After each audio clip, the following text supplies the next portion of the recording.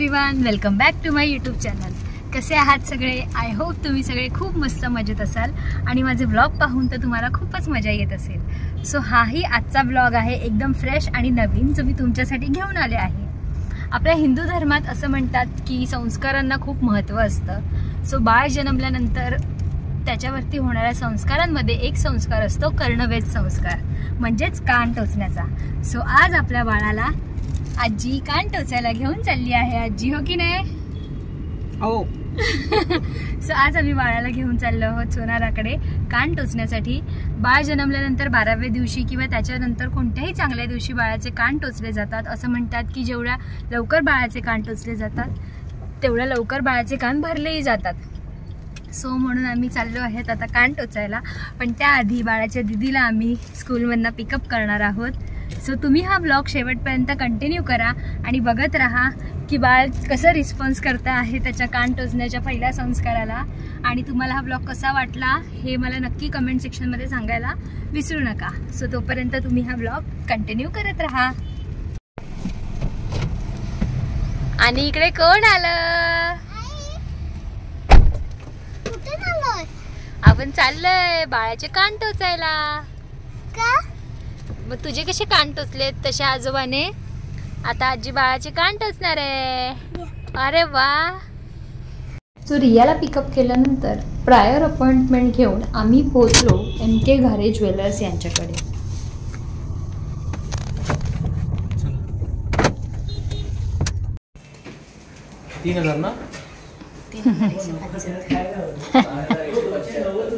रिया काहीच नाही उंचा मान राखत तुम्ही।